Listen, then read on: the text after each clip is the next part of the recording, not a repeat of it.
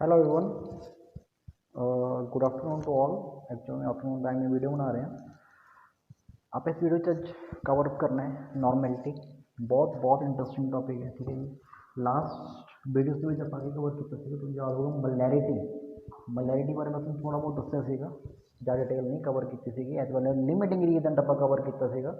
Limit ingredient ਬਹੁਤ interesting and important ਟॉपिक है, ठीक है जी। एंड ਆਪਾਂ ਦੇ ਕੁਐਸਚਨ ਕਰਨੇ ਬਿਲकुल ਕਰਾਂਗੇ। ਨੋਰਮੈਲਿਟੀ ਦੇ ਕਨਸੈਪਟ ਸਮਝਾਉਣ ਤੋਂ ਬਾਅਦ ਮੈਂ ਨੋਰਮੈਲਿਟੀ, ਮੋਲੈਰਿਟੀ ਐਂਡ ਲਿਮਿਟ ਇੰਗਰੀਡੀਐਂਟ ਤਿੰਨਾਂ ਦੇ ਕੁਐਸਚਨ ਇੱਕ ਜਾਂ 2 घंटे की वीडियो होगी, ਉਹਦੇ 'ਚ ਆਪਾਂ ਸਾਰੇ ਕੁਐਸਚਨ ਕਵਰ ਕਰਾਂਗੇ ਅਪ ਟੂ ਕੰਪੀਟੀਸ਼ਨ ਲੈਵਲ, ਠੀਕ ਹੈ ਜੀ। ਬਣੇ ਰਹੋ ਚੈਨਲ ਦੇ ਨਾਲ। ਸੈਕੰਡਲੀ ਇਹ ਵੀ ਪ੍ਰੋਮਿਸ ਹੈ ਕਿ ਤੁਸੀਂ ਅੱਜ ਦਾ ਲੈਕਚਰ ਦੇਖ ਲੈਂਦੇ ਨੋਰਮੈਲਿਟੀ ਦਾ, ਜੋ ਕਿ ਫਸਟ ਪਾर्ट है नॉर्मैलिटी का। ਅੱਜ मैं आपको न्यूमेरिकल कवर नहीं करवाऊँगा। ਅੱਜ ਆਪਾਂ जस्ट की करना बेसिक समझना है कि नॉर्मैलिटी डिफाइन करने की जरूरत क्यों पई, what is reason define normality. Molarity सी तो नॉर्मैलिटी की क्या जरूरत पई, ठीक है जी। ये आप अज की करना है, कवर अप करना है। लेट्स सी कि आप किस तरीके ने अप्रोच करते टॉपिक में। मैं एक एग्जाम्पल ना तुहानूं समझाना चाहना या थोड़े एक पिक्चर बनाना थोड़े दिमाग के कि नॉर्मैलिटी कंसैप्ट क्यों डिफाइन किया गया, किस चीज़ लिए डिफाइन किया गया। बड़े ध्यान ना देखियो, तो एक फॉर्मूला बड़े अच्छे तरीके याद होगा, that is number of moles is equals to given mass upon molar mass, है ना जी। आई होंगे अगर मैं फॉर्मूले थोड़ा डैप्थ जाके समझा, डैप्थ के फॉर्मूला एक्चुअली मैं दसदा की है। एक एग्जाम्पल हो, ध्यान ना रखो। सपोज करो मेरे को कोई ऑब्जेक्ट ने, लेट इट बी ब्रिक्स ने, इट्टा ने, ठीक है, क्लियर। एक ब्रिक का भार है 3 kg, ठीक है जी। जो एक ब्रिक है, जो एक इट है, उसका भार कितना 3 किलो है। सपोज करो किसी जगह के उपर बहुत सारिया ब्रिक्स पईयां सीगियां, मैनू नहीं पता कितनियां पईयां सीगियां, ठीक है। मैनू अननोन सीगा कि मैनू नहीं पता कि कितनियां ब्रिक्स पईयां ने उस जगह के उपर, बट मैनू इन्ना जरूर पता सीगा कि बई इन्हां सारिया ब्रिक्स का कंबाइंड वेट कितना सीगा।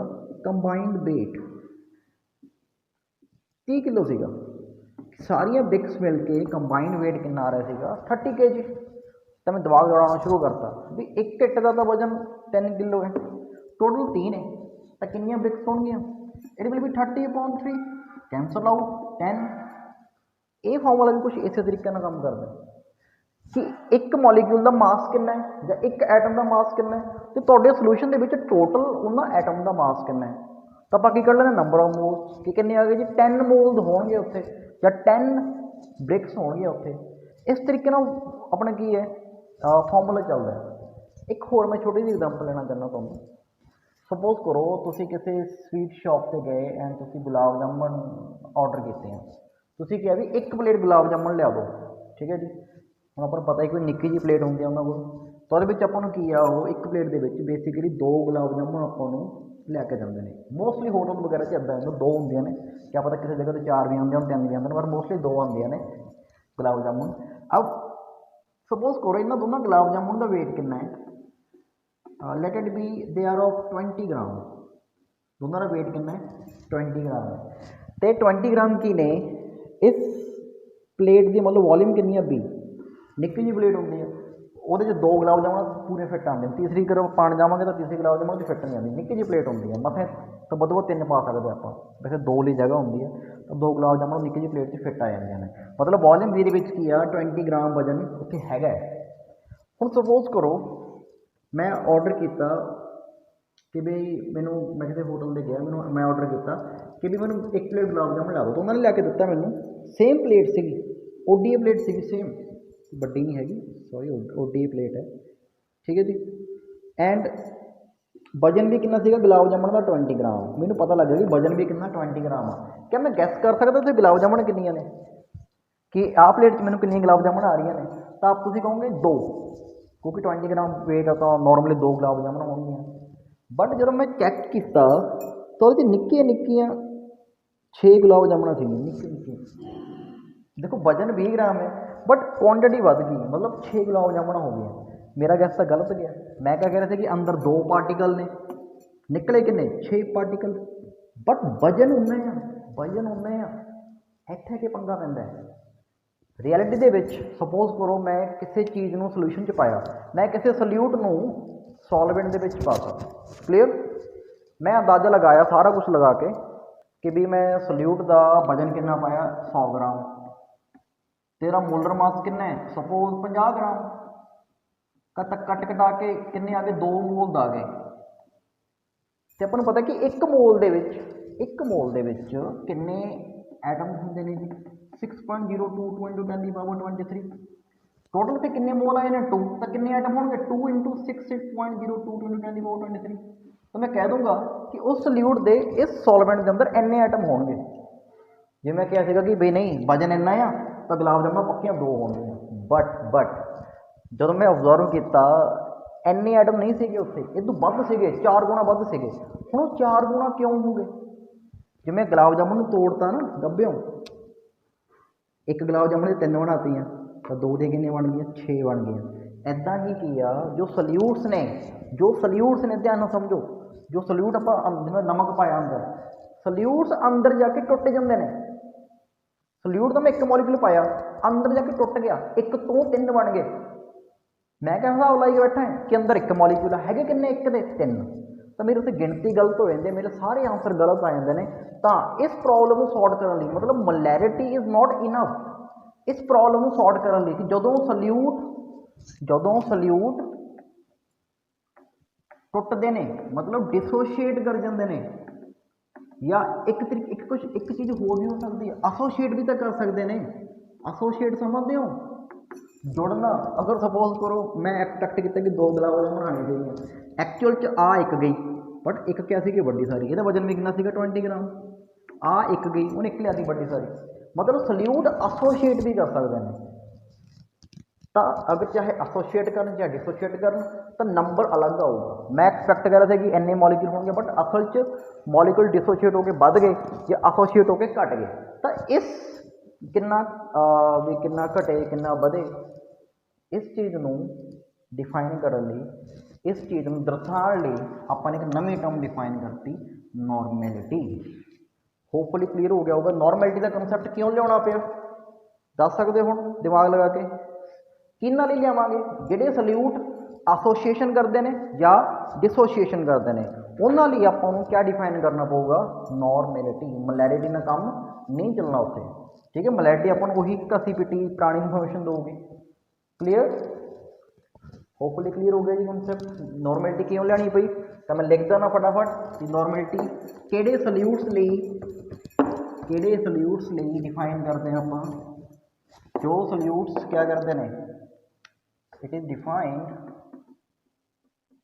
defined for those solutes which either undergoes association or dissociation। पूरा फील आऊगा, टेंशन लो कि एसोसीएशन होंगे कि डिसोसीएशन। जस्ट स्टार्टिंग पॉइंट है, वीडियो थोड़ी लंबी हो सकती है। जस्ट अज कंसैप्ट समझाना कि नॉर्मैलिटी का कंसैप्ट की है। कल आप फॉर्मूले बनावांगे, अगले डे आप करेंगे न्यूमेरिकल करेंगे ताकि हमें पूरा डेप्थ च पता लग जाए। ठीक है जी। हुण देखो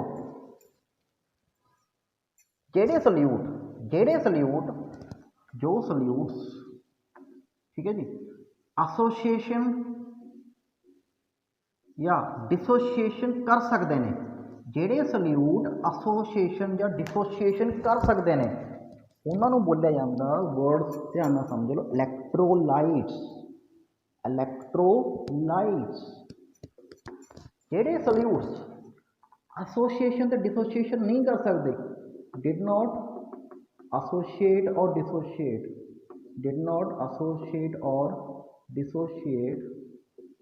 उन्होंने सल्यूट्स को असीं नाम देता नॉन इलैक्ट्रोलाइट्स।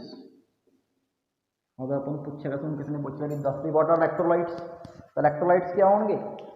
यह जे सल्यूट्स जदों वो पानी अंदर जाएंगे, क्योंकि मोस्ट ऑफ द रिएक्शन पानी के विच होंदियां ने, जदों वो सल्यूट्स पानी अंदर जाएंगे तो वो टुट जाएंगे।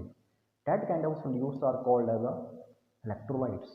नॉन इलैक्ट्रोलाइट्स जिहड़े सल्यूट जदों पानी च गए डिसोसीएशन नहीं करते, that are called as non electrolyte. एन गल याद रखियो, इलैक्ट्रोलाइट मोस्टली आयोनिक कंपाउंड होंगे ने।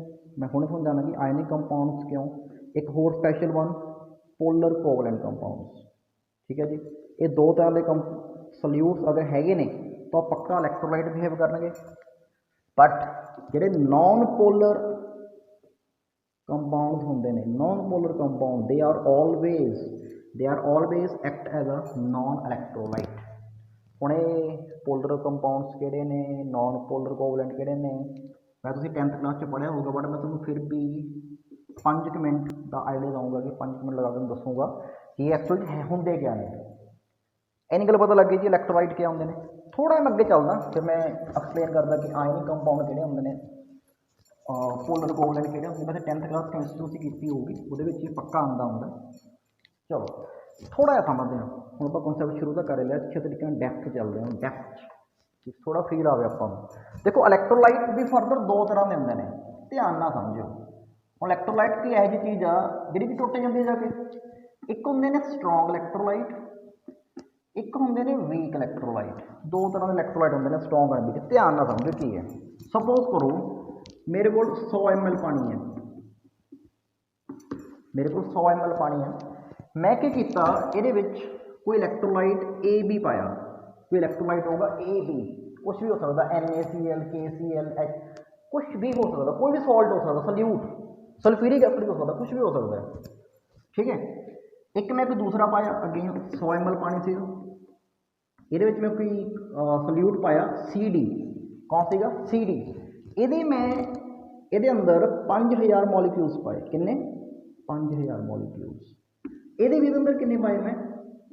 5000 ਮੋਲੀਕਿਊਲਸ ਪਾਣੀ ਦੇ ਵਿੱਚ। ਦੋਨਾਂ ਦੇ ਸੇਮ ਅਮਾਊਂਟ ਆਫ ਮੋਲੀਕਿਊਲਸ ਪਾਤੇ। ਅਤੇ ਮੈਂ ਬਾਅਦ 'ਚ 2-3 ਮਿੰਟ ਬਾਅਦ ਪਾਉਣ ਤੋਂ ਬਾਅਦ, ਮਤਲਬ ਜਦੋਂ ਮੈਂ ਚੈੱਕ ਕੀਤਾ ਤਾਂ ਮੈਂ ਨੋਟ ਕੀਤਾ ਕਿ 5000 ਦੇ ਵਿੱਚੋਂ 4900 ਮੋਲੀਕਿਊਲ ਟੁੱਟ ਗਏ। 4900 ਮੋਲੀਕਿਊਲ ਕਿਆ ਹੋ ਗਏ? ਡਿਸੋਸ਼ੀਏਟ, ਟੁੱਟ ਗਏ। ਇਹਦੇ 'ਚ ਜਦੋਂ ਮੈਂ ਕੀਤਾ ਤਾਂ ਜੋ ਫਾਈਂਡ ਕੀਤਾ ਕਿ ਸਿਰਫ 500 ਮੋਲੀਕਿਊਲ ਟੁੱਟੇ। 500 ਮੋਲੀਕਿਊਲ ਬ੍ਰੇਕ ਹੋ ਗਏ, 2500 ਉੱਦਾਂ ਦੇ ਉੱਦਾਂ ਪਏ ਨੇ। ਤਾਂ ਮੈਂ ਇਹੋ ਜਿਹੇ ਸੋਲਿਊਟਸ ਜਿਨ੍ਹਾਂ ਦੇ ਕਿ 99% ਮੋਲੀਕਿਊਲਸ ਬ੍ਰੇਕ ਹੋ ਜਾਂਦੇ ਨੇ, brakes into ions, these are called as the strong electrolyte। ਤਾਂ ਸਟਰੋਂਗ ਇਲੈਕਟ੍ਰੋਲਾਈਟ ਦੀ ਡੈਫੀਨੇਸ਼ਨ ਕਲੀਅਰ ਹੋ ਗਈ। ਜਿਹੜੇ ਕੀ ਨੇ 99% ਤਾਂ ਕਿ ਅੰਦਰ ਟੁੱਟ ਜਾਂਦੇ ਨੇ। ਵੀਕ ਕਿਹੜੇ ਹੋਣਗੇ? ਜਿਹੜੇ ਕਿ ਨੀਅਰਲੀ ਬਸ 10% ਕੀ ਕਰਦੇ ਨੇ, 10% brakes into ion, 10% brakes into ions. ਬਹੁਤ ਸੌਖਾ ਹੈ, ਬਹੁਤ ਸੌਖਾ ਹੈ। ਬਸ ਦੇਖੋ ਆਪਾਂ ਡੈਫੀਨੇਸ਼ਨਾਂ ਲਰਨ ਨਹੀਂ ਕਰਨੀ ਹੈਗਾ, ਬਸ ਆਪਾਂ ਅੱਗੇ ਸੋਚ ਰਹੇ ਜਾ ਰਹੇ ਹਾਂ ਕਿ ਇੱਦਾਂ ਹੋਊਗਾ ਵੀ 5000 ਬਸ ਤਾਂ 5000 ਦੇ 5000 ਟੁੱਟ ਗਏ ਹੋਣੇ ਆ, ਇਹ ਉਹ। ਕੋਈ ਡੈਫੀਨੇਸ਼ਨ ਲਰਨ ਨਹੀਂ ਕਰਨੀ, ਆਪਾਂ ਸੋਚਣਾ ਹੈ ਬਸ। ਠੀਕ ਹੈ ਜੀ। ਤਾਂ ਸਟਰੋਂਗ ਇਲੈਕਟ੍ਰੋਲਾਈਟ ਆ ਹੋ ਗਏ, ਵੀਕ ਇਲੈਕਟ੍ਰੋਲਾਈਟ ਆ ਹੋ ਗਏ। ਕਲੀਅਰ। ਨੈਕਸਟ ਚੀਜ਼ ਆਉਂਦੀ ਆਪਣੇ ਕੋਲ, ਮੈਂ ਇੱਕ ਚੀਜ਼ ਹੋਰ ਤੁਹਾਨੂੰ ਸਮਝਾਉਣਾ ਚਾਹੁੰਦਾ, ਬੜੀ ਅੱਛੀ ਜੀ। ਹੁਣ ਇਹ ਤਾਂ 99% ਟੁੱਟ ਗਿਆ, ਉਹ 10% ਟੁੱਟਿਆ। ਹੁਣ ਇਸ ਚੀਜ਼ ਨੂੰ ਵੀ ਦਿਖਾਉਣ ਲਈ ਕਿ ਕਿੰਨਾ ਟੁੱਟਿਆ ਹੋਇਆ ਹੈ, ਵੀ ਕਿੰਨੇ % ਟੁੱਟ ਗਿਆ। ਇੱਕ ਟਰਮ ਡਿਫਾਈਨ ਕਰਦੇ ਹਾਂ ਆਪਾਂ, ਡਿਗਰੀ ਆਫ ਡਿਸੋਸੀਏਸ਼ਨ। ਤੁਹਾਨੂੰ ਬਾਰ-ਬਾਰ ਆਣੀ ਹੈ ਇਹ, ਡਿਗਰੀ ਆਫ ਡਿਸੋਸੀਏਸ਼ਨ ਔਰ ਐਸੋਸੀਏਸ਼ਨ। ਜੁੜ ਵੀ ਸਕਦੇ ਆ, ਟੁੱਟ ਵੀ ਸਕਦੇ। ਕਲੀਅਰ। ਇੱਕ ਟਰਮ ਆਊਗੀ ਤੁਹਾਨੂੰ ਬਾਰ-ਬਾਰ, ਤੁਹਾਡੀ ਕੈਮਿਸਟਰੀ ਜਦੋਂ ਤੁਸੀਂ ਜਰਨੀ ਹੁਣ ਆਪਾਂ +1 +2 ਪੜ੍ਹਨੀ, ਬਾਰ-ਬਾਰ ਤੁਹਾਨੂੰ ਦੇਖੋਗੇ ਅਲਫਾ, ਡਿਗਰੀ ਆਫ ਡਿਸੋਸੀਏਸ਼ਨ ਔਰ ਡਿਗਰੀ ਆਫ ਐਸੋਸੀਏਸ਼ਨ। ਇਹ ਦੱਸਦੇ ਕੀ ਆ? ਇਹ ਤਾਂ ਫਾਰਮੂਲਾ ਕੀ ਆਉਂਦਾ ਹੈ? ਇਹ ਕਹਿੰਦੀ ਵੀ total number of molecules that are taken. ਤੁਸੀਂ ਕਿੰਨੇ ਮੋਲੀਕਿਊਲ ਲਏ ਸੀਗੇ ਉੱਪਰ, ਕਿੰਨੇ molecule, total number of molecules breaks into ions. ਕਿੰਨੇ ਮੋਲੀਕਿਊਲਸ ਤੁਹਾਡੇ ਟੁੱਟ ਗਏ, ਜਾਂ ਤਾਂ ਟੁੱਟ ਗਏ ਜਾਂ ਜੁੜ ਗਏ। ਅਗਰ ਟੁੱਟ ਗਏ ਤਾਂ ਵਰਡ ਡਿਸੋਸੀਏਸ਼ਨ ਆਊਗਾ, ਅਗਰ ਜੁੜ ਗਏ ਤਾਂ ਵਰਡ ਕਿਹੜਾ ਹੋਊਗਾ? ਐਸੋਸੀਏਸ਼ਨ। ਜਿਵੇਂ ਉਹ ਐਗਜ਼ਾਮਪਲ ਦੇਖੋ, ਆਹ ਵਾਲੀ 5000 ਲਏ ਸੀਗੇ, 4900 ਟੁੱਟ ਗਏ, ਤਾਂ ਡਿਗਰੀ ਆਫ ਡਿਸੋਸੀਏਸ਼ਨ ਅਲਫਾ ਕਿਹਦੇ ਕੋਲ ਆਊਗਾ? ਉਹਦੇ ਲਈ 4900 ਡਿਵਾਈਡਡ ਬਾਈ 5000। ਅਗਰ ਪਰਸੈਂਟੇਜ ਕੱਢਣੀ ਆ, ਇਨਟੂ ਕੀ ਕਰ ਦਾਂਗੇ? 100। ਪਤਾ ਨਾ ਆਪਾਂ ਕਿਸੇ ਚੀਜ਼ ਦੀ ਪਰਸੈਂਟੇਜ ਕੱਢਣੀ ਹੋਊ, ਇਨਟੂ 100 ਕਰ ਦੇਣਾ, ਅਤੇ ਅਪਰੋਕਸੀਮੇਟਲੀ 99% ਦੇ ਕੋਲ ਆ ਜਾਊਗਾ।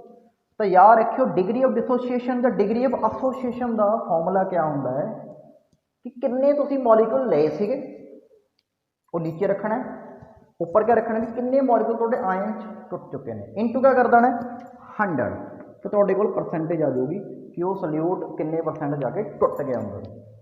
क्लीयर, होपफुली ये थोड़े टर्म्स क्लीयर हो गए क्योंकि बेसिक है, देखो बच्चे बेसिक है, ये नहीं करवाया जाता है, मैंने पता है अच्छे तरीके ना, सीधा नॉर्मलिटी डेफिनेशन ये वो ग्राम इक्विवेलेंट, अगर तुहानू आइडिया नहीं हैगा तुसीं कुछ नहीं कर सकते, अगे कॉन्सैप्ट नहीं क्लीयर रहेगा फिर कुछ नहीं हो सकता है। ठीक है जी, चलो नेक्स्ट चलते हैं। आप प्लीज़ नोट कर लो total number of molecules that are taken. ਹੁਣ तक ਆਪਾਂ पढ़े है कि नॉर्मलिटी किन्ना सल्यूट्स ਲਈ डिफाइन करनी है, ਜਿਹੜੇ सल्यूट्स अंदर जाके टुट जाते हैं। ठीक है जी, एंड ਜਿਹੜੇ सल्यूट्स अंदर जाके टुटते ਆਪਾਂ ਉਹਨਾਂ ਨੂੰ ਕੀ ਕਹਿੰਦੇ ਇਲੈਕਟ੍ਰੋਲਾइट्स, ਜਿਹੜੇ ਨਹੀਂ ਟੁੱਟਦੇ ਉਹ ਕੀ ਹੁੰਦੇ ਨੇ ਨੌਨ ਇਲੈਕਟ੍ਰੋਲਾइट। ਇਲੈਕਟ੍ਰੋਲਾइट ਦੋ ਤਰ੍ਹਾਂ ਦੇ ਹੁੰਦੇ ਨੇ, ਸਟਰੋਂਗ ਤੇ ਵੀਕ। ਸਟਰੋਂਗ ਜਿਹੜੇ ਮਤਲਬ 99% ਅੰਦਰ ਜਾ ਕੇ ਟੁੱਟ ਜਾਂਦੇ ਨੇ, ਵੀਕ ਜਿਹੜੇ 10% ਟੁੱਟਦੇ ਨੇ। ਤੇ ਇਹਨਾਂ ਨੂੰ ਆਪਾਂ ਦਿਖਾਉਣ ਲਈ ਟਰਮ ਡਿਫਾਈਨ ਕੀਤੇ ਡਿਗਰੀ ਆਫ डिसोसीएशन और degree of association, that is total number of molecule taken, ऊपर क्या होगा कितने मॉलिक्यूल आयंस क्या हो गए कन्वर्ट हो गए। ठीक है जी, हम तक आप इन्ना किया। तो फिर स्ट्रॉन्ग इलैक्ट्रोलाइट ਲਈ अल्फा नीयरली 1 होंदा है, या कह सकते हैं कि 100%।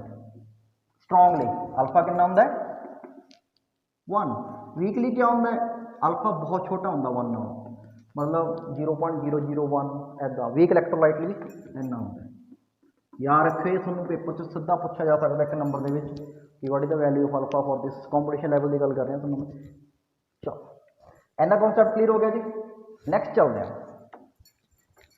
नैक्सट हम गल थोड़ी समझनी है डीप से जाके अगेन कि यार सल्यूट टुटदा क्यों अंदर जाके, उन्होंने क्या बीमारी है, टुटदा क्यों आ, रीजन की है। तो आयोनिक ते पोलर कोवलेंट क्यों टुटे, नॉन पोलर कोवलेंट क्यों नहीं टुटिया है। सारे पहले समझो कि आयोनिक कंपाउंड्स किहड़े होंदे ने, फटाफट समझाना मैं तुहानूं। मैं वैसे 10th क्लास में एक्सप्लेन किया जो बच्चे मेरे को सीगे। आयोनिक कंपाउंड्स देखो एक टर्म डिफाइन होंदी है, अगर आप पीरियोडिक टेबल देखिए S block, D block and here it is P block. S block के सारे क्या होंदे ने मैटल्स, टिपिकल मैटल्स, इत्थे भी मैटल दे होंदे ने बट ज़्यादा मैटैलिक घट मैटैलिक। इत्थे क्या होंदे ने जी नॉन मैटल्स। मैटल्स को एक प्रॉपर्टी होंदी है डेट इज कॉल्ड द इलैक्ट्रोपॉजिटिविटी। इलैक्ट्रोपॉजिटिविटी मतलब टेंडेंसी टू लूज इलैक्ट्रॉन, इन्हां कोल टेंडेंसी होंदी है इलैक्ट्रॉन को लूज करन दी, ते कितना इलैक्ट्रॉन लूज कर सकदा जल्दी देने, that is called the electropositivity. Non metal इन्हां कोल एक प्रॉपर्टी होंदी है that is called the electronegativity. Electronegativity मतलब tendency to attract a shared pair of electron, shared pair of electron। Simple जा पंजाबी च गल दस देना, ज़्यादा एक्सप्लेन नहीं कर रहा मैं 10th क्लास किया होया कि कितना का अपने वाल इलैक्ट्रॉन खिंच सकता कोई भी अपने वाल कि इलैक्ट्रॉन मेरे को आ जा, मेरे को आ जा। ठीक है जी, that is the tendency is called the electronegativity. तो मैटल्स लूज करना चाहते हैं, नॉन मैटल्स गेन करना चाहते हैं। ठीक है जी, अगर सपोज करो मैं कि मैटल ए ले लिया, मैं कि नॉन मैटल बी ले लिया। ठीक है, दोनों को आपस में कंबाइन करवाया ए तो बी ने। ए ने एक इलैक्ट्रॉन लूज करना सीगा, बी ने एक इलैक्ट्रॉन गेन करना सीगा, तो की होगा ए ने एक इलैक्ट्रॉन दे देना, मतलब there is a complete transfer, of electron from A to B. तो किहड़ा बॉन्ड बने ना आयोनिक। आयोनिक बॉन्ड की डेफिनेशन याद है, when there is a complete transfer of electron. ठीक है जी, अगर कंप्लीट ट्रांसफर हो गया तो ए भी थोड़ा मॉलिक्यूल फॉर्म हो जाना, ये पॉजिटिव चार्ज होगा नेगेटिव होगा। ए तो पॉजिटिव क्यों आया क्योंकि इलैक्ट्रॉन लूज किया, बी ने गेन किया तो नेगेटिव। दैट्स इट, मैं ज़्यादा एक्सप्लेन कर रहा नहीं कंपाउंड को। सैकेंड तरह के कंपाउंड आते हैं which are called as polar covalent. बड़े फटाफट देखिए फिर अपन नॉर्मलिटी चलते हैं। पोलर कोवलेंट देखो कोवलेंट बॉन्ड किमें बनता ड्यू टू शेयरिंग ऑफ इलैक्ट्रॉन्स।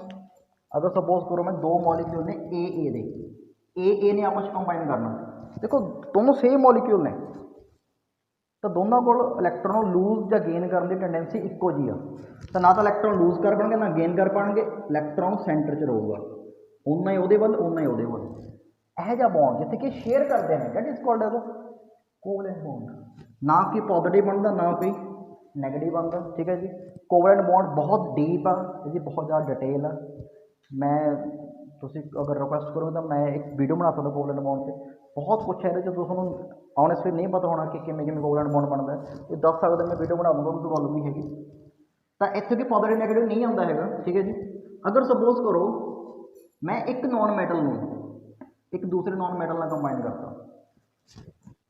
ये ज़्यादा इलैक्ट्रोनैगेटिव है, ये घट इलैक्ट्रोनैगेटिव है, मोर इलैक्ट्रोनैगेटिव लैस इलैक्ट्रोनैगेटिव, मतलब ये इलैक्ट्रॉन खिंचने की ज़्यादा टेंडेंसी है, ये इलैक्ट्रॉन खिंचने की घट टेंडेंसी है, तो इन्हें इलैक्ट्रॉन खिंच के लैने हैं, ये नैगेटिव चार्ज, ये पॉजिटिव चार्ज।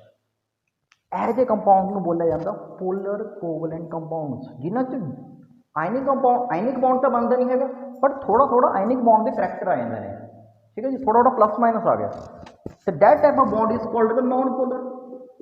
ਜਿੱਥੇ ਕੀ ਆ ਕੋਈ ਪਲੱਸ ਮਾਈਨਸ ਨਹੀਂ ਹੈਗਾ, ਤਾਂ ਸਿੰਪਲ ਜਿਹਾ ਫੰਡਾ ਆਇਨਿਕ ਤੇ ਪੋਲਰ ਕੋਵਲੈਂਟ 'ਚ ਪਲੱਸ ਔਰ ਮਾਈਨਸ ਹੋਣਗੇ, नॉन पोलर च प्लस और माइनस नहीं होंगे।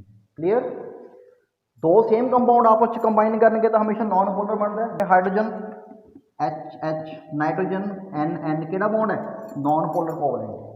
अगर दो अलग अलग करेंगे, मान लो अमोनिया है NH3, दो अलग अलग करेंगे that is non polar polar covalent NaCl metal तो नॉन मेटल आपस में कंबाइन करेंगे तो केड़ा बॉन्ड होगा पक्का आयोनिक। ठीक है जी, इन्नी गल नोट कर लो तुसी, जिन्होंने नहीं पता सीगा मैं उसके लिए एक्सप्लेन किया है। हम मैं नैक्सट चलदा, इहदा हम फिगर आउट कर लिया कि कौन आयोनिक कौन पोलर कौन नॉन पोलर। और नैक्सट हम फिगर आउट करना है कि पानी के अंदर जाके यह क्या होंगे कि ये टुट जाते हैं। अगर आपको पता होगा कि क्यों टुटते, फिर आपको समझ आ जाएगी नॉर्मैलिटी क्यों डिफाइन की गई। ठीक है जी, किसलिए डिफाइन होंगे जो सोल्यूट्स क्या करते हैं टुटते हैं। तो ध्यान ना देखो, सपोज करो मैं 100 ml पानी लिया हुआ, ठीक है जी क्लियर। मैं क्या किया ये NaCl पाता, हूँ NaCl सारा ना पता कि आयनिक कंपाउंड है। क्यों आयनिक आ Na मैटल आ की नॉन मैटल नॉन मैटल आपस में कंबाइन ने, तो ये पॉजिटिव होगा तो नैगेटिव होगा। मैटल ने इलैक्ट्रॉन लूज किया, सोडियम ने लूज किया, क्लोरीन नॉन मैटल गेन किया तो नैगेटिव चार्ज आ गया। क्लियर, ये तो बेसिक गल्लां ने। चलो NaCl अंदर जाऊगा, एक गल थोड़ी मैं एक्सप्लेन करना चाहना, इधर देखो ध्यान। सपोज कोई एक रॉड है, ये नैगेटिव चार्ज है, ध्यान में देखियो कोई रॉड आ तो नैगेटिव चार्ज है, ये नज़दीक एक कागज़ पिया सीगा, सपोज पेपर के अंदर एटम होंगे इदा है ना, हर एक चीज़ एटम की बनी होंगी, एटम किदा होंगे ने कि इलैक्ट्रॉन क्या कर रहे हैं डिवॉल्व कर रहे हैं, ये अंदर भी इदा होंगे। जिदा ही मैं इस रॉड में नज़दीक लेके आऊँगा, क्योंकि इलैक्ट्रॉन की किहड़ा चार्ज होंदा नैगेटिव, तो आ नैगेटिव इलैक्ट्रॉन नैगेटिव की करूँगा रिपेल करूँगा, तो इलैक्ट्रॉन क्या करूँगा ये तो दूर भजन की कोशिश करूँगा। तो क्या इलैक्ट्रॉन का पाथ गोल रहूगा? Answer no. यदा पाथ किमें होए ने इस नैगेटिव करके इधर, समझ गए। इलैक्ट्रॉन उस नैगेटिव को दूर भजन की कोशिश करूँगा, तो नाल दी नाल प्लस के अराउंड की करना, मूव भी करना, रिवॉल्व भी करना, तो कुछ इदां दा पाथ हो जाएगा। तो इत्थे की आ पॉजिटिव चार्ज बढ़ना स्टार्ट हो जाना, कागज़ के इस हिस्से के पॉजिटिव चार्ज बढ़ना स्टार्ट हो जाना, कागज़ के परले हिस्से क्या हो जाना नैगेटिव चार्ज बढ़ना स्टार्ट हो जाना, तो प्लस तो माइनस आपस की कर जाने अट्रैक्ट, तो कागज़ की आ इदा अट्रैक्ट हो जाना। तुसीं अक्सर किया होना आप जो बालों कंघा फेरते हैं तो एक नैगेटिव चार्ज आ जाता, कागज़ के कोल लेके जाओ कागज़ में खिंच लेंगे, वह प्रोसैस है कि उस नैगेटिव चार्ज ने क्या किया कि उस कागज़ के इलैक्ट्रॉन ने एटम के इलैक्ट्रॉन उन्होंने डिसप्लेस करता। ठीक है जी, तो इसलिए साढ़ा पॉजिटिव बन गया, उधर साढ़ा क्या बन गया नैगेटिव। इस प्रोसैस में बोला जाता है इंडक्शन। आप प्लस टू क्लास इन बड़े अच्छे तरीके पढ़ना है in physics, this is called as a induction. हुण ये चीज़ इत्थे यूज होनी एक्चुअल मैं तां एक्सप्लेन की है। हुण ध्यान नाल देखियो, अंदर की है वाटर मॉलीक्यूल है, इदा लिख सकदा HOH। जिद्दां ही NaCl अंदर आया, NaCl का मॉलीक्यूल अंदर आया, NaCl के कोल की है पॉजिटिव ते नैगेटिव। जो नैगेटिव हिस्सा ना ये नज़दीक जाऊगा, हाइड्रोजन के कोल नज़दीक जाऊगा, तो नैगेटिव ने की करना हाइड्रोजन से किहड़ा चार्ज कर देना है। आ देखो आ नैगेटिव रॉड कागज़ को गई, कागज़ से कोई चार्ज नहीं था पहला, जिद्दां ही कोल गई कागज़ से किहड़ा आ गया पॉजिटिव, तो हाइड्रोजन से किहड़ा चार्ज आना पॉजिटिव, इहदे किहड़ा आना उल्टा नैगेटिव। अपन पता कि प्लस माइनस आपस अट्रैक्ट करते होंगे ने, तो NaCl करके एयर से प्लस से माइनस बन गया। हम की करना इस हाइड्रोजन को अपने खिंचना स्टार्ट कर देना, मतलब हाइड्रोजन कहूँगी क्लोरीन इधर आ, बट उन्होंने सोडियम ने भी फड़ के रखा हुआ है। तो आह वाला बॉन्ड क्योंकि जिम्मे सपोज करो दो बंदे ने आपस एक दूसरे ने इदा फड़िया हुआ, तीसरा बंदा खिंचन लग गया, तो जो बॉन्ड आ उन्हें वीक होना स्टार्ट हो जाना। तो अल्टीमेटली क्या होगा, इस बॉन्ड ने की कर देना ब्रेक कर देना, मतलब Na पॉजिटिव अलग हो जाना, Cl नेगेटिव अलग हो जाना, दैट्स इट। पाया अंदर NaCl एक मॉलिक्यूल सीगा, अंदर दो आयन बन गए, सल्यूट टुट गया। टुटिया क्यों, किने तोड़िया, पानी ने तोड़िया। और सपोज करो मैं कोई होर चीज़ पा दूँ, कोई यही चीज़ पाती जो कि नॉन पोलर है, मतलब मैं हाइड्रोजन पाती, मैं अंदर हाइड्रोजन पाती, अंदर पानी पे, दोनों तो किसी से कोई चार्ज नहीं हैगा, क्या कोई चार्ज बन सकता प्लस माइनस, क्या कोई एक दूसरे को खिंच सकता है? Answer no. जो खिंचणगे नहीं अंदर जाके तो उन्होंने टुटने नहीं है, मतलब अंदर यह जो सल्यूट की करेंगे टुटणगे नहीं। सल्यूट कि टुटणगे जिन्हों के उपर अपना क्या होगा, चार्ज होगा। That is the concept of normality, कि नॉर्मलिटी कि सल्यूट की डिफाइन होती है, क्लीयर हो गया। जो सल्यूट अंदर क्या करते हैं, डिसोसीएशन या एसोसीएशन। तो मैं इस वीडियो तुहानू जस्ट इंट्रोडक्शन दी है, ठीक है जी। आप 10-15 मिनट होर पढ़ते हैं अच्छे तरीके नाल। चलो मैं रब करता, काफ़ी कॉन्सैप्ट कवर करने की कोशिश की कि अपने बेसिक्स हुण तो क्लीयर होने स्टार्ट होना। देखो थोड़ी मेहनत लगूगी, बट अगर बेसिक क्लीयर हो गए तो कुछ भी कर सकते हो लाइफ के, ठीक है जी। नैक्सट चलते हैं जी। जिमें जब हम मोलैरिटी डिफाइन करते हैं, मोलैरिटी का फॉर्मूला क्या होता है, number of moles upon volume in litre, आप लीटर च रखते हैं volume, and number of moles further कि होंगे ने जी, number of moles is equals to given mass upon molar mass. और मोलर मास क्या होता है, एक मॉलिक्यूल का वेट या एक एटम का weight, one molecules weight. Suppose करो मैं किसी ए बी मॉलिक्यूल डिफाइन कर रहे हैं, कोई ए बी सल्यूट होगा, कोई ए बी सल्यूट आ, हूँ मैं की पाता, पानी च पाता, ठीक है जी। मैं ए बी का सपोज 15 ग्राम लिया, तो ए बी का मोलर मास कितना है, सपोज 5 ग्राम, 5 ग्राम क्या था मोलर मास, ठीक है जी। तो किन्ने पानी च पाया, सपोज 1 लीटर पानी च पाया। मैंने कहने मोलैरिटी फाइंड करो, find the molarity of A B. मैं कहा ठीक है पता कर देना, बहुत सौखा है मोलैरिटी का फॉर्मूला। पहला क्या करूँगा, नंबर ऑफ मोल्स कर लूँगा, नंबर ऑफ मोल्स के मैं करूँगा गिवन मास अपॉन मोलर मास। गिवन मास कितना है 15 ग्राम, 15 ग्राम लिया, 15 अपॉन मोलर मास कितना 5, कट करके कितना आ गया कि 10 मोल है। तो नंबर ऑफ मोल्स कितने आ गए 3, वॉल्यूम कितनी है 1, तो मोलैरिटी कितनी आ गई 3m। मैं कभी मोलैरिटी 3 है जी, तुसी कहा ठीक है बहुत अच्छा, बट मैनू बाद च पता लग गया कि तो गलत है। अंदर 3 मॉलिक्यूल 3 मोल तो है नहीं, 3 मोल अगर थोड़ा आंसर 3 मोल आया ना, तो मतलब अंदर कितने मॉलिक्यूल होंगे 3 × 6.022 × 10⁻18 और 23, क्योंकि एक मोल च इन्ने मॉलिक्यूल होंगे, 3 मोल च इन्ने होंगे, बट अंदर तो मॉलिक्यूल ज़्यादा हो गए। इसका मैं फाइंड किया एक्सपेरीमेंटली कि अंदर तो मॉलिक्यूल इन्ने नहीं है, इस तो भी 2-3 गुना ज़्यादा ने। तो 2-3 गुना ज़्यादा क्यों हो गए, तो मेरे दिमाग च खट गया कि ਜਿਹੜਾ ए बी सल्यूट आ ये कितने आयनिक तो नहीं सीगा, अगर आयनिक या पोलर कोवलेंट होगा तो पानी प्रेजेंट आ, फिर इन्हें की करना टुट जाना है। मैं मन के चलिया कि जो ए बी सल्यूट आ ये ए पॉजिटिव तो बी नैगेटिव टुट गया, क्लीयर, अंदर एक टुट गया। तो हुण क्या मैं मोलैरिटी डिफाइन करना मेरे लिए सही है, आंसर आ नो। हुण किहड़ी टर्म डोमिनेट करूगी, नॉर्मैलिटी। हुण इस चीज़ को डील कौन करूँगा, नॉर्मैलिटी, क्योंकि सल्यूट अपना नॉर्मली बिहेव नहीं कर रहा इतने, वो की बिहेव कर रहा है, डिसोशिएट कर गया। तो आप कई टर्म डिफाइन करेंगे नॉर्मैलिटी।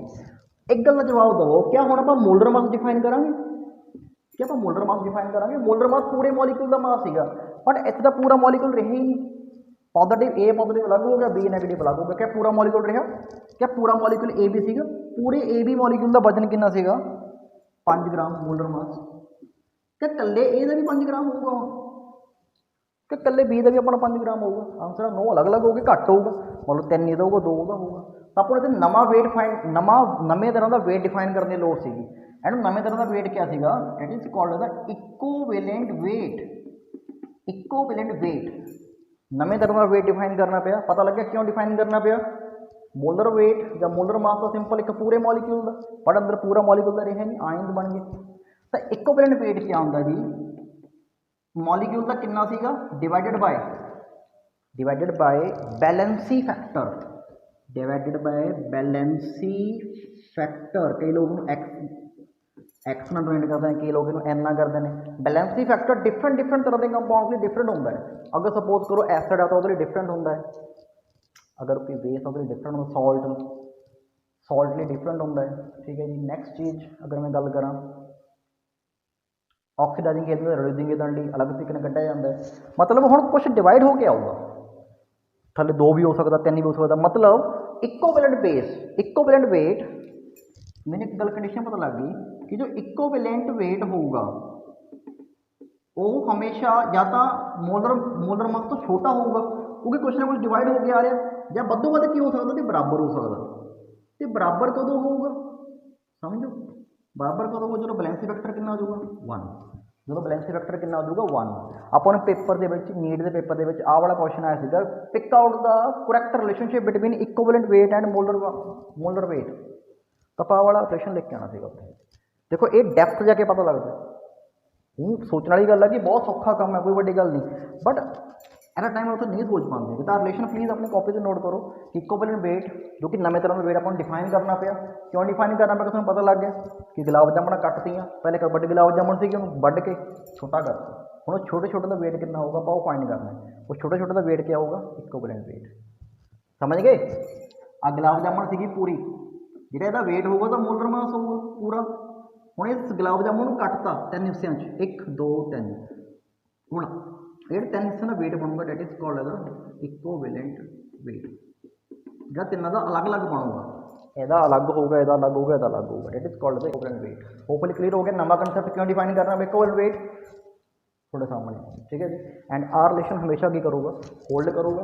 ਐਂਡ ਤੁਹਾਨੂੰ ਪੁੱਛਿਆ ਜਾ ਸਕਦਾ ਕਿ when equivalent weight is equal to molar mass, ਕਿਹੜੀ condition? When valency factor is 1। ਤਾਂ ਲਿਖ ਲਓ, ਵੀ ਨੋਟ ਕਰ ਲਓ ਕਿ equivalent weight is equals to molar weight या mass when valency factor is 1। clear? चलिए ਇੱਥੇ ਤੱਕ ਮੈਨੂੰ ਹੁਣ ਗੱਲ ਕਲੀਅਰ ਹੋ ਗਈ ਜੀ। मैं ਅੱਗੇ ਚੱਲਦਾ एक होर टर्म ਦੇ ਵੱਲ। एक होर टर्म बड़ी अच्छी जी टर्म जो कि बुक्स लिखी हुई पर अपन हजम नहीं आती हैगी। देखो सपोज करो मेरे को क्योंकि ए बी सल्यूट सीगा, ये सीगा कि ए बी सल्यूट सीगा, NaCl KCl कुछ भी हो सकता है, ठीक है। मैं ए बी ले रहा हूँ।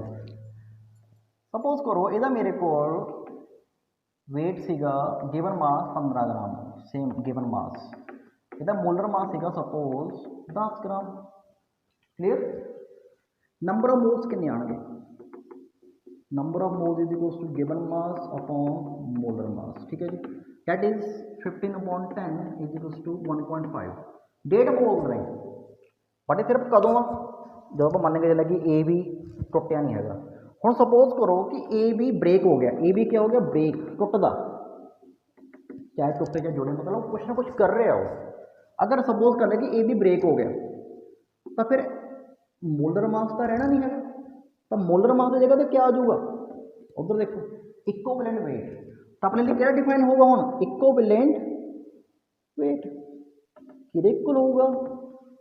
मोलर वेट या molar mass upon valency factor B dot F. तो मोलर मास किहदे इक्वल आ जाऊगा? Molar mass is equals to equivalent weight into valency factor.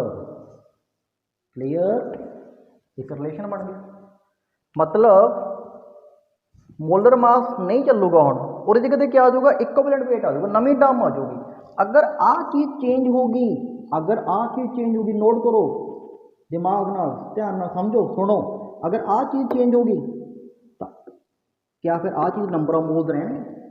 Number of moles कदों कहांगे इन्हूं? जो इत्थे मोलर मास होगा, बट इत्थे तो इक्विवेलेंट वेट आ जाना है। तो ये लिए नवी टर्म डिफाइन करती नंबर ऑफ मोल की जगह पर, डेट इज कॉल्ड द इकोवैलेंट। तो इकोवैलेंट किहदे इक्वल होगा? गिवन मास अपॉन इकोवैलेंट मास। ध्यान रखियो वर्ड इकोवैलेंट। इकोवैलेंट नंबर ऑफ मोल्स वांगू ही आ, बस नंबर ऑफ मोल्स जब मोलर मास यूज करते हैं, इत्थे का यूज करते हैं आप इकोवैलेंट मास। अगर अपन बाई चांस पूछ ले कि what is the relationship between number of moles and equivalent, cut सकता मैं? आ दो given mass upon equivalent mass की वैल्यू पुट कर दो। इक्विवेलेंट मास किहदे कोल हुंदा है? आ देखो molar mass upon valency factor, molar mass divided by valency factor. हूँ डिवाइड च बैलेंसी फैक्टर उपर चला जाऊगा, तो मैं थोड़ा इधर लिखदा। देखो समझने वाली गल्लां ने, अगेन थोड़ा जिहा मैं मानता कि कंपलैक्स होएगा, थोड़ा जिहा होएगा, तो ये की आ जाऊगा देखो equivalent is equals to, equivalent is equals to given mass into valency factor divided by molar mass. देखो सही है, पता लग।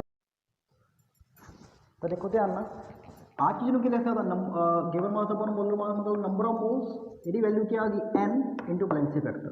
तो अपने को एक बहुत अच्छा रिलेशन बन गया कि equivalent is equals to number of moles into valency factor. Please इत तक नोट करो, बाकी काम आप कल करांगे, नैक्सट वीडियो च करांगे, वीडियो बहुत लंबी होगी। इत तक प्लीज़ चीज़ों को समझो, तो फिर नैक्सट टाइम समझ लगेगा। रिक्वेस्ट आ लिखो, बहुत इंपॉर्टेंट टॉपिक है। क्लीयर जी, चलो मिलते हैं नैक्सट वीडियो के विच। पढ़ते रहो प्लीज़ एंड कॉन्सैप्ट समझते रहो। ਤੁਹਾਨੂੰ ਵੀਡੀਓ ਚੈਨਲ ਤੇ ਮਿਲਣਗੀਆਂ, ਠੀਕ ਹੈ ਜੀ।